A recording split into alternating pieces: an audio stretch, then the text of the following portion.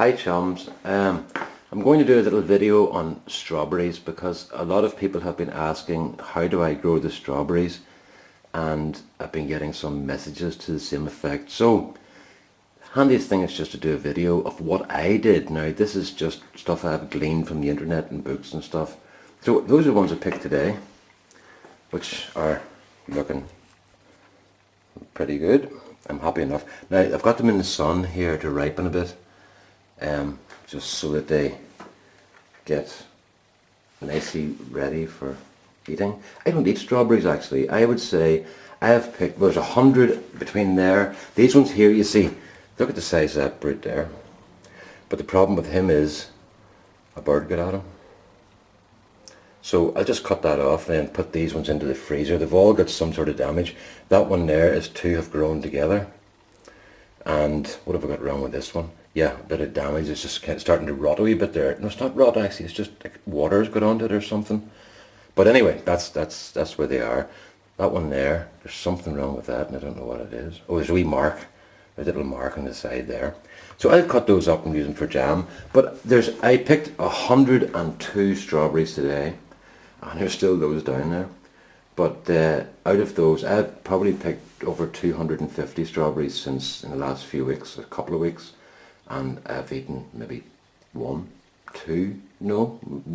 We shared one here one night, one of the big huge ones, and I had a quarter of it, and that was me with the strawberries. So that's it. We're in the garden here. I'm not going to bother editing. I'll just walk out here and we'll go down the garden and let you see what a beautiful day it is. It is really nice now, but it's one of those strange Irish things earlier where I was walking down the garden in the sun with my hat on because it was raining. So you can see from the sky there, nice blue sky, but clouds as well. So this is a break in the rain at the moment. It was raining heavily this morning and then it's brightened up nicely since then. So happy days. But I'll just go over here to the strawberries and tell you what I did last year.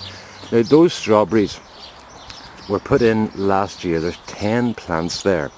And what I did was I got the raised bed and I made 2 ridges, one on each side. So if we get down in here and look, you can see there, just lift this up a bit, you can see there's that ground cover stuff. I made 2 ridges and I put a bag of horse or composted cow manure down each ridge and some general fertilizer, Growmore. And then I planted the strawberries. Now they came little sort of plants in those plastic capsule type things, and they look pretty bad, but I put them in. The important thing is to make sure that the crown does not go below the surface. That will rot the crown. And then after that I took every single flower off the plants. Now there were 10 plants and I wouldn't have taken more than a dozen flowers off the whole lot of them, so there weren't very many flowers on them. And I was told if you do that, it puts the growth into the plant instead of the fruit, and you get much better fruit the next year. And as you've seen up there, it does work.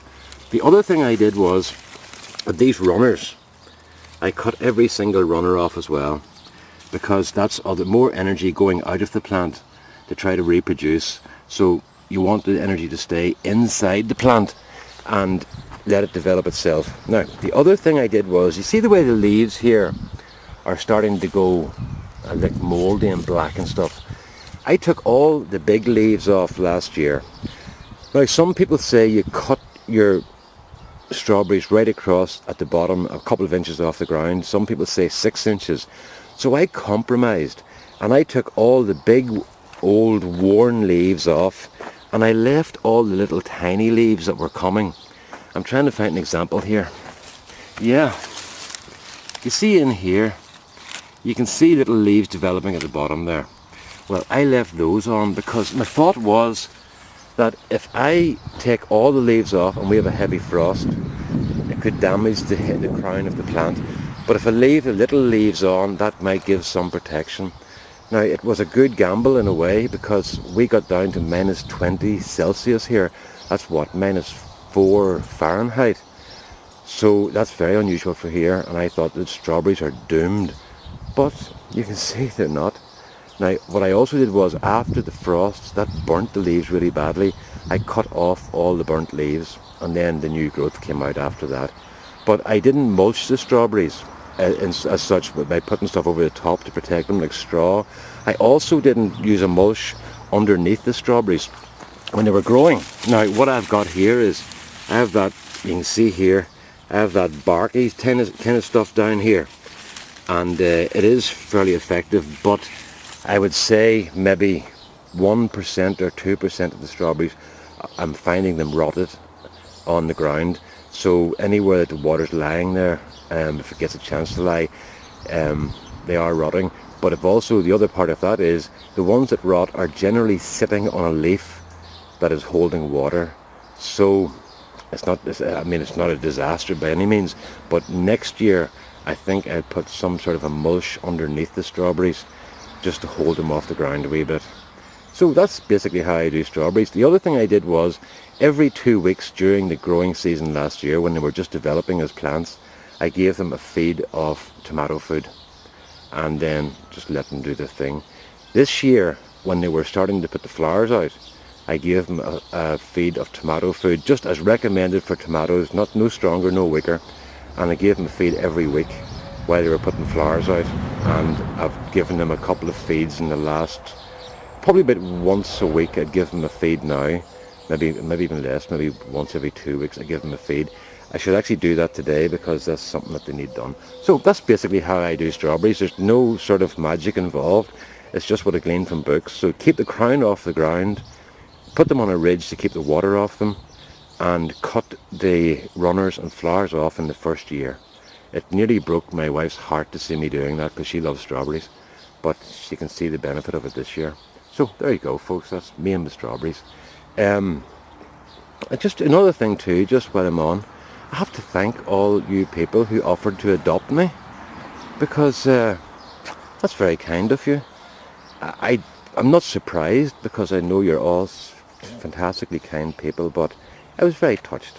But I made a mistake too.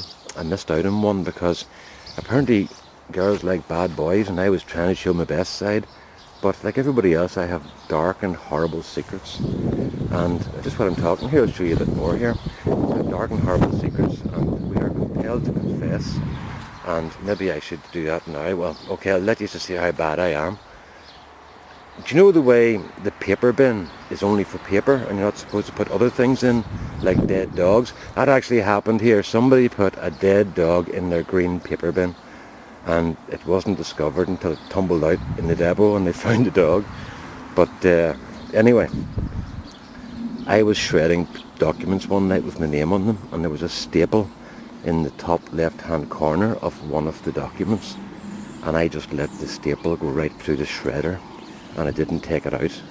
And I was supposed to, because you're not supposed to put metal in the paper bin, and I didn't take it out. And then I put the shredded paper with the staple inside the green bin, and then I worried, because I thought, if the bin men see this staple coming out when they're emptying the bin, I'm in trouble here. So when the bin was getting collected, I was standing behind the curtains watching, and they emptied the bin and the big lorry took off, so I was safe enough. And then I started to worry more, because I thought, what happens when this lorry gets to the depot and it's emptying all the paper out, and somebody spots that staple? And then they'll bring in the forensic detectives, and they'll start sticking all the paper together to find out which document the staple belonged to, and my name and address will be on that piece of paper, and then they'll come and put me in jail. So that was a constant worry for a while. And you know, I watch all these forensic things on TV, and there's many things they can do, and I thought they'll even have my DNA on the paper, and that'll be me snookered, and I'll be going to jail. But I've got off with it so far, so I'm happy enough, you know. But I'm not really happy, that's why I had to confess. We are compelled to confess. Apparently it's very good for your soul. It's like psychological spring cleaning. So there's my confession. I have another thing too, and it's worse. Do you know the way when you're a student you haven't much money? Well, I was a student, I had very little money, and food was a big luxury. And I came in one night at about 11:30. I would love to say that I was in the library studying until 11:30, but I was out running about Belfast like a lunatic, having a great time. and I was really, really hungry, and there was 2 slices of bread in the bread bin that the other boys hadn't eaten in the house, and I toasted the bread. And then, now remember, this is 11:30, so do you know the way you're not supposed to eat marmalade after 9 o'clock in the morning? Well, I opened the cupboard and there was no jam. The only thing in the cupboard was marmalade, and I put marmalade on my toast and ate it before midnight, which is completely against the law, and I was kind of worried about that one too, you know. That one's been on my conscience for a long time, and my wife, she would eat marmalade after 9 o'clock in the morning, and I think it's very risky, you know, but she knows I won't go to the police on her. But that's the sort of things I've been up to, you know, staples and eating marmalade at the wrong time. So, I mean, we all have our dark secrets, and there's my 2 anyway. So there you go, folks, that's just strawberries and my confession. All the best now. Bye bye.